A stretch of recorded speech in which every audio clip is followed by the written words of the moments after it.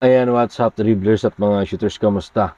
Kamusta po kayo? Final scenario, twice to beat advantage ang top 4 sa PBA All Filipino Cup. Ito, Talk and Text versus Magnolia or Talk and Text versus NLEX Road Warriors. Possible playoff scenario po yan. Yan ang ating hihimayin, pag-uusapan, tatalakayin sa video ito. Matapos po akong maglambing ng isang like, share, comment down below, and don't forget to subscribe and hit that notification bell button para lagi po tayong updated sa ating pong mga video at lahat po ng ating shoutout. Nasa dulong bahagi lang po ng pichong ito. Ito na nga po mga shooters, no, yung final scenario ng twice to beat advantage.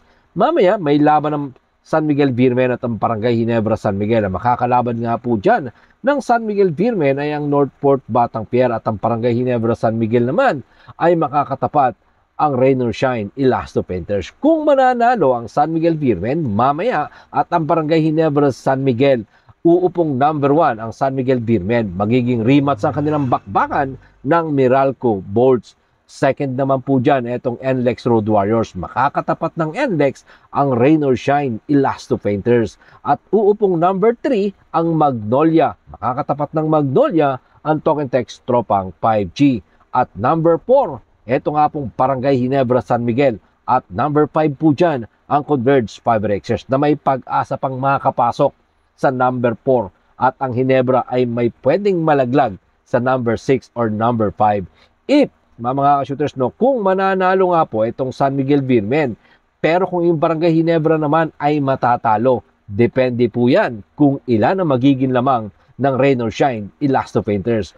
Kung ang Barangay Ginebra San Miguel ay matatalo by 1 points, mananatili po ang Barangay Ginebra San Miguel sa twice to beat advantage at kakaharapin pa rin po nila dyan ang Converge Fiber Xers. Pero kung ang Barangay Ginebra San Miguel ay matatalo ng 2 points up to 14 points, malalaglag po ang Barangay Ginebra San Miguel sa number 5. Makakatapat nila ang kanilang makakatapat po ngayon. Ito nga pong Rain or Shine Elasto Painters. At meron na po silang twice to beat disadvantage sa pagkakataong yan dahil aangat ang Rain or Shine sa ika-4 at malalaglag ang Barangay Ginebra sa ika-5 pwesto.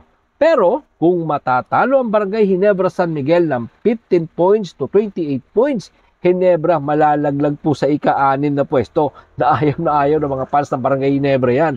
At still, makakatapat po nila dyan ang Rain or Shine Elasto Painters. Twice to beat disadvantage po yan. At kung ang Barangay Ginebra San Miguel naman ay matatalo ng 29 plus points, malalaglag pa rin ang Barangay Ginebra San Miguel sa ika-6 na pwesto. At pwedeng magkaroon ng Magnolia versus Barangay Ginebra San Miguel. Klasiko po yan. At twice to beat disadvantage po dyan. Ito nga pong Barangay Ginebra San Miguel. Pero kung ang San Miguel Beermen ay matatalo sa Northport Batang Pier, pero ang Barangay Ginebra San Miguel ay manalo dito sa kanilang bakbakan kontra sa Rain or Shine Elasto Painters, ito po, magna number 1 ang NLEX Road Warriors. So po, pwedeng magbakbakan ng dalawang magkapatid na kupunan ng NLEX at ang Meralco. Dahil ang Meralco, mananatili po sila sa number 8. At papasok, aangat sa ika-2 pwesto ang Barangay Ginebra San Miguel, mga shooters. Still, makakatapat po nila ang Rain or Shine Elasto Painters. Mananatili naman sa ika-3 pwesto ang Magnolia at makakatapat pa rin nila ang Talk and Text Tropang 5G. At lalaglag naman sa number 4 ang San Miguel Beermen. Makakatapat nila ang Converge Fiber Xers. Ito naman, isa pang senaryo, mga shooters. Kung ang San Miguel Beermen ay matatalo and Ginebra ay matatalo rin sa Rain or Shine, depende pa rin po yan sa losing margin versus Rain or Shine Elasto Painters. Pag ang Barangay Ginebra po ay natalo ng 1 puntos up to 13 points, Ginebra malalaglag sa 5th place, mga shooters. Aangat etong pong Converge Fiber Xers sa number 4. So papasok po yung Barangay Ginebra nang may twice to beat disadvantage. Ayaw rin po ng fans ng Barangay Ginebra San Miguel yan. Kung ang Barangay Ginebra San Miguel naman ay matatalo by 14 points, lalagapak sila sa 6th place. Makakatapat pa rin po nila dyan ang Rain or Shine Elasto Painters. Kung ang Barangay Ginebra San Miguel naman ay matatalo ng 15 puntos hanggang 36 points. Ginebra, lalagapak pa rin po sila sa 6th place. Makakatapat nila ang San Miguel Beermen. At eto, 37 plus points pag natalo ang Ginebra.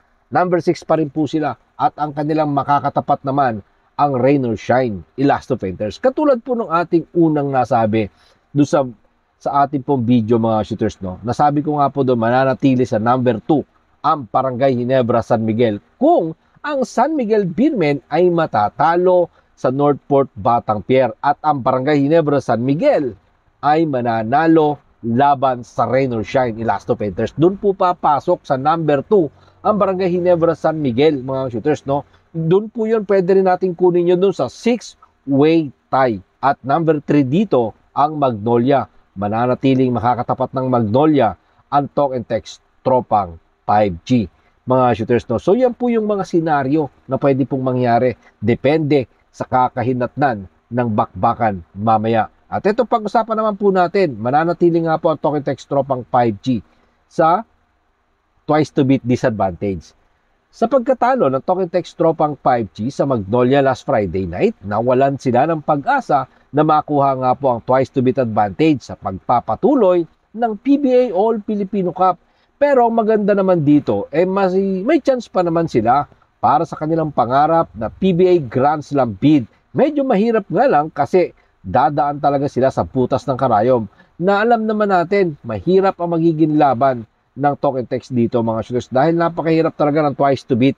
Pero syempre, bilog ang bola. Umaasa dyan ang Talk and Text na malalagpasan nila yan. Para sa mga fans ng Talk and Text Tropang 5G, malay natin, ganito talaga yung destiny para sa kanila. Pero pagpasok, no, mga shooters ng championship, malay nyo, sila pa din ang hanggang dulo. Sa kanila pa rin yung huling halakak. So talagang masasabi natin na napakahirap ng huling bakbakan dito sa PBA mga shooters, no. Matapos nga pong matalo, ito nga pong Talk and Text sa Magnolia 88-83 at dahil nga po sa pagkatalo nilaglag ng Magnolia sa 6-5 win-loss record, ito nga pong Talk and Text Tropang Giga pagkatapos ng 11 games elimination round. Mamaya ang last 2 games ng PBA All Filipino Cup elimination round dyan sa loob ng Inares Center sa Antipolo City. Una nga pong magbabakbakan ng San Miguel Beermen at ang Northport Batang Pier sa alas 5. Susundan niya ng bakbakan ng Rain or Shine at ng Barangay Ginebra San Miguel. Base nga po sa napag-usapan natin sa unang tackle natin, Talk and Text will be facing Magnolia or NLEX. Pero mas lamang na Magnolia ang kanilang makakalaban. So napakahalaga talaga ng mga laro mamaya, lalo na itong magkapatid na Barangay Ginebra San Miguel at ang San Miguel Beermen. Sa unang senaryo na inilabas po natin, nasabi po natin na possible, pasok na ang Gin Kings kung magkakaroon ng 6-way tie. Kung matatalo nga po, kung nanalo nga po yung Talk and Text laban sa Magnolia, possible 6-way tie po yan. Kaya nga pong Magnolia, SMB, Rain or Shine, TNT, Converge at Barangay Ginebra San Miguel. Sa ngayon, hindi nga po yan ang senaryo. Mamaya, malalaman natin ang totoong mukha ng PBA All Filipino Cup quarterfinals matchup. Yan po yung ating aabangan, tutunghayan mamaya sa bidyong ito mga shooters. No, maraming salamat po sa inyong panonood. Naman po ang inyong maging opinion. Diyan po natin yan pag-usapan sa comment section. Ingat and God bless everyone. At join, pero katulad po ng ating nakagawian, bago po natin tapusin ang ating video, shoutout po kina